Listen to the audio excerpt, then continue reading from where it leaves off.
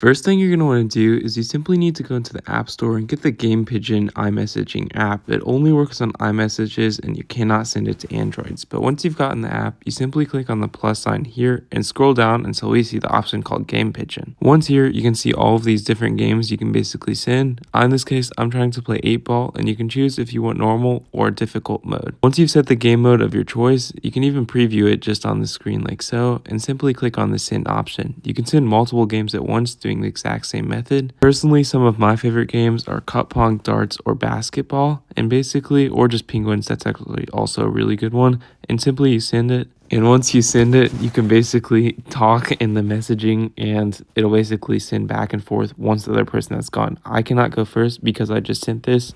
And once the other person goes, you simply click on it and click on start and you can see the other person's movements just like so. As you can see, the chat will basically update every single time the other person on the other side actually goes. And you can basically watch the game or skip ahead and basically you can see currently I'm solids and all you need to do is just move this around, pull your stick back to shoot.